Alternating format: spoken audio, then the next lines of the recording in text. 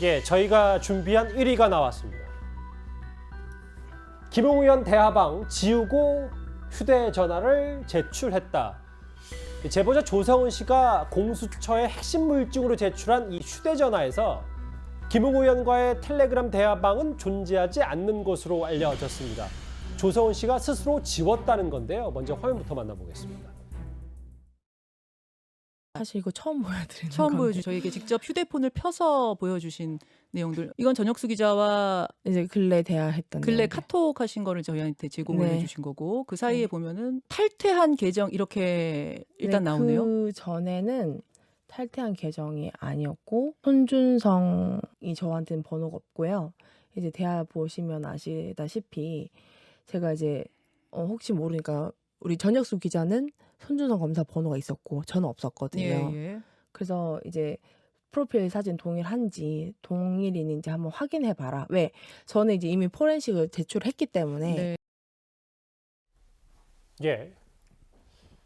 이거 핵심 증거일 텐데 일단 조성은 씨가 공수처에 제출한 휴대전화에는 이 대화방 내용이 없었다. 이거 저희가 어떻게 해석하면 될까요? 그러니까요. 이렇게 되면 이 증거물의 신뢰도 자체가 매우 저하될 수밖에 없습니다. 지금까지 이 뉴스버스 보도에 대해서 일정 부분 그래도 한번 들여다보자 했던 것은 이 손준성 보냄이라는 글자가 나와 있는 스마트폰 대화창을 뉴스버스가 직접 열어보고 조성은 씨가 파일 형식이 아닌 전화기 자체를 수사기관에 제출했기 때문이다. 이렇게 많은 법조 기자들이나 또 전문가들이 생각을 하고 있었는데 그런데 알고 보니까 조성은 씨는 김웅 의원과 대화 내역이 담긴 스마트폰 텔레그램 대화방을 완전히 삭제했고 손준성 보냄이라는 글자가 적혀 있는 것 역시 대화방 원본을 이 수사기관에 제출한 것이 아니라 디지털 파일 형태로 제출했다는 것이죠. 그러면 아시겠지만 이 디지털 파일 형태의 캡처 화면은 원본 대화방이 없는 상태에서는 얼마든지 조작 가능한 것이기 때문에 증거물의 신뢰도 자체가 저하될 수밖에 없고 본인이 가지고 있었던 결정적인 증거물인 김웅 의원과의 대화방을 왜 굳이 삭제한 채로 그 방을 폭파시킨 채로 본인의 이 전화기를 수사기관에 제출했을까? 두 가지 이유밖에 없겠죠. 첫 번째 이유는 제보 내용이 거짓일 경우. 두 번째 이유는 그 대화방 내용의 전체가 공개됐을 때 뭔가 조성은 씨 입장에서는 공개되면 안 되는 내용 등이 대화방을 통해 오갔을 경우. 그 첫 번째건 두 번째건 무슨 이유이건 간에 조성은 씨가 스스로 김웅 의원과의 대화방을 폭파시켰다는 것 자체가 제보의 진실성이나 증거물의 이 신뢰도를 상당히 저하시키는 왜 이런 일을 했을까? 정말 제보를 할 요량이었다면 있는 그대로 대화방 남겨둔 채로 공수처에 제출하면 되는데 왜 굳이 이것을 삭제했을까 하는 또 다른 의문, 또 다른 의혹거리를 조성은 씨 스스로 만들어낸 셈이라고 보여집니다. 조성은 씨의 얘기도 들어봐야죠. 신분 노출이 끔찍했기 때문이다. 금방 저를 찾아낼 것이라고 생각했다. 대화방을 스스로 지운 이유에 대해서 이렇게 얘기를 좀 했습니다. 뭐 실제로 그럴 수도 있다고 생각합니다. 그렇지만 그보다 더 중요한 거는 실체적 진실에 다가가는데 장애가 생겼다. 이게 조금 더 그 중요한 측면이라고 생각합니다. 사실 이 사건이 나자마자 윤석열 캠프의 그 네거팀의 그 대응팀에서 가장 관심이 있었던 게 조성은 씨가 공수처하고 대검 감찰부에 제공한 그 파일 자료들이 원본인지 아니면 캡처본인지 이걸 제일 궁금해했습니다. 왜냐하면 원본이면은 실제로 손준성에서 김웅으로 와가지고 김웅에서 조성으로 갔는지 그 루트가 확인할 수 있기 때문에 실제로 손준성 검사가 보냈는지 안 보냈는지 이거를 명확하게 할 수 있었기 때문에 굉장히 궁금했는데 이제 그게 아니라는 게 그 밝혀진 거 아닙니까?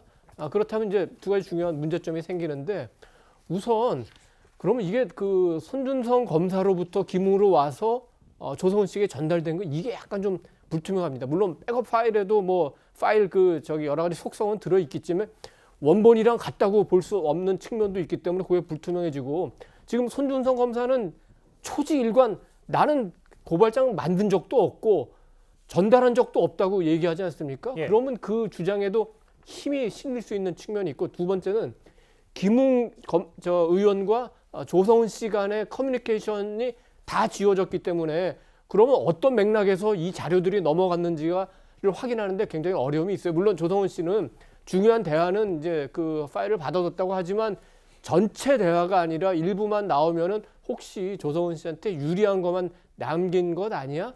이런 상황이 되기 때문에 이른바 지금 고발 사주 의혹이 전개되는 상황에서 그 실체적으로 진실을 다가가는데 원본이 없어졌다는 것은 굉장히 중요한 하나의 장애가 될 수도 있다고 봅니다. 물론 뭐 조성은 씨가 다른 언론과 인터뷰에서는 파일을 받고 난 직후 증거 저장용 방에는 전달했고 그 이후에 삭제됐기 때문에 실체를 입증하는 데는 큰 문제가 없을 것이다. 이렇게 일단 조성은 씨는 주장하고 있거든요. 예, 일단 스스로 지웠다. 이 김웅 의원과의 대화방을요.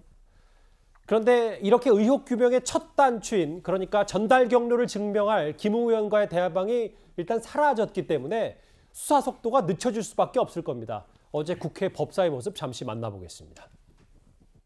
고발 사주 의혹과 관련해서 윤석열 전 검찰총장이 핵심 수사 대상이다. 이렇게 단정적으로 답변이 나왔습니다. 굉장히 단정적으로 얘기를 해서 깜짝 놀랐는데요. 근거가 뭔가요? 핵심 수사 대상이라고 한 거는 뭔가 나온 거죠, 증거가? 벌어졌던 증거가 일들, 나온 것이죠. 판사 사찰 문건이라든지 이번 고발 사주 장관님, 문건이라든지 장관님, 핵심 수사 대상 이렇게 발언을 하셨단 말이에요. 그렇다면 근거가 뭐냐는 거예요. 증거가 나왔습니까? 규명을 해야 될 지점이라는 증거가 얘기. 나왔습니까? 자, 증거가 나왔습니까? 어제 국민의힘에서는 조수진 의원이 그러니까 윤 전 총장하고 연관돼 있는 직접 증거가 있냐라고 박범계 장관에게 캐물었고 일단 뾰족하게 박 장관은 답을 어제 법사위에서는 못한 것 같더라고요. 그런데 조성은 씨의 추가 폭로 가운데 하나는 김종욱 교수님. 네.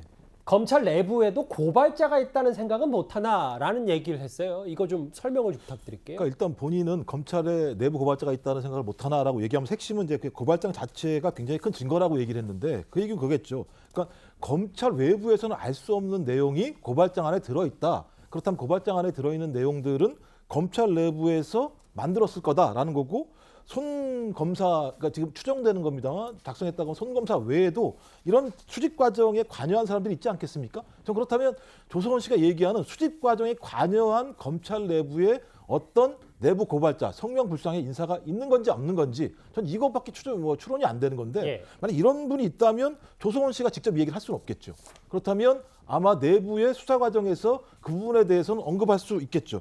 전 그러면 당분간은 저 내용이 밖으로 나오긴 어려울 거다. 그렇다면 내부에서 그것이 공수처건 아니면 검찰 내부건 수사를 진행해서 나와야 되겠습니다만 전 조성은 씨가 이런 것들을 언론에서 이렇게 제기를 하다 보면 이게 예를 들면 증거 없이 또 다른 증거를 제기하는 거 아니냐라고 오해를 받을 수 있어요. 예. 그러니까 이 내용 같은 경우는 오히려 얘기를 안 하고 그냥 수사기관에다가 그거 정보를 줘서 그걸 조사하게 해서 나왔으면 좋았을 거라는 생각이 드는데 이미 나왔기 때문에 아마 언론에서는 그게 누구야라고 하는 것이 아마 가장 중요한 핵심적인 아마 쟁점이 될 거라는 생각이 드는 거고요. 아까도 말씀드렸지만 저는 조성은 씨 관련해서 막 주변에서 얘기하는데 예를 들면 김웅 의원이 보낸 내용들은 분명히 있는 거잖아요. 아까 말씀하신 내용 중에서. 그렇기 때문에 예. 또 그다음에 뭐 누군지 알겠다 김웅 의원이 얘기하고 그다음에 숨지 마라 이렇게 얘기하는 상황이면 제가 볼 때는 자기가 가지고 있는 어떤 정보가 있다고 하더라도 얘기하기 되게 어려운 상황이라는 생각이 드는 거고요. 그래서 저 내용이 뭔지에 대해서 알겠습니다. 본인은 예. 뭐 얘기하지 못하겠습니다만 만약 내용이 있다면 빨리 수사기관에 제출을 해서 저 내용이 무엇인지 확인하는 절차를 밟는 것이 더 중요하다고 생각을 합니다. 폭로의 폭로, 뭐 공작의 공작 여러 가지 의혹 제기들이 쏟아지고 있어서 저도 특히 정신을 바짝 차려야 되는데요. 그런데 김균식 교수님, 예. 야당에서 최근에 주장하는 것 중에 조성은 씨를 겨냥해서 당신 정체가 뭐냐?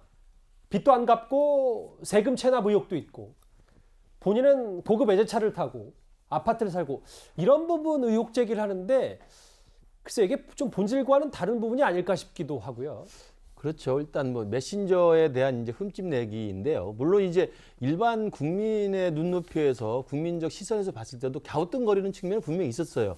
왜냐하면 이제 조성은 씨가 이번에 고발 사주 의혹의 제보자로 이제 드러나면서 많은 사람들의 관심과 기사거리가 막 나오니까 이분에 대한 이야기들이 기사가 나오지 않겠습니까? 그런데 보면 일단은 좀 특이한 거죠. 이례적인 거예요.